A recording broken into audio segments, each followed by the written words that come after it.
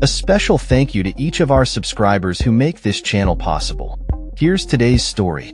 In a significant move that underscores the ongoing tension between the media and government, the New York Times has filed a lawsuit against the Pentagon, claiming that new press access rules violate the First Amendment rights of journalists. This lawsuit comes in the wake of a collective rejection of these rules by numerous major news organizations, including CNN, Fox News, the Associated Press, and the Washington Post, which have expressed concerns over the limitations these regulations impose on their ability to report effectively.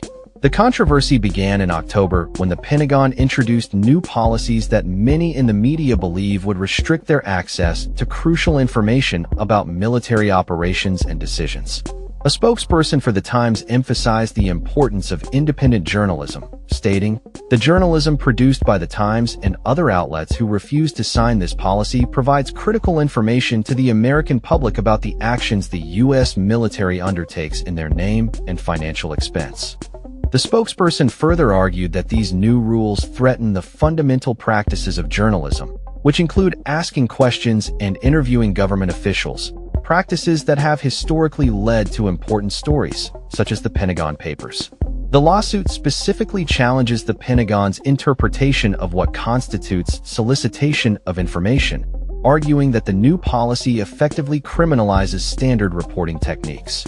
The Times argues that this is not just a matter of press freedom, but a broader issue of accountability and transparency in government actions. Furthermore, the lawsuit highlights the potential chilling effect that these restrictions could have on the press, particularly in matters of national security and military operations.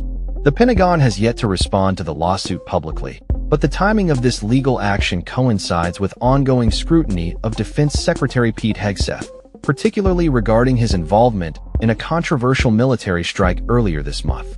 As the situation develops, it raises important questions about the balance between national security and the public's right to know. The Times and its allies in the media are prepared to fight vigorously against what they see as an infringement on their constitutional rights, emphasizing that a free press is essential for democracy.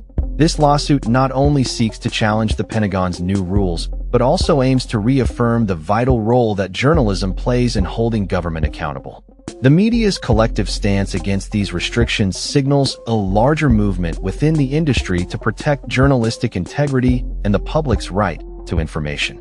As this legal battle unfolds, many will be watching closely to see how it impacts the relationship between the press and the military, and what it means for future reporting on government activities.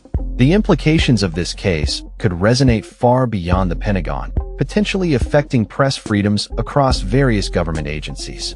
In an era where information is paramount, the outcome of this lawsuit could set a precedent for how the government interacts with the press in the digital age. It is a crucial moment for journalism, and one that will likely shape the landscape of media and government relations for years to come. That's all for this story. We upload videos every day covering many different subjects, so hit that subscribe button to stay informed. Thanks for watching.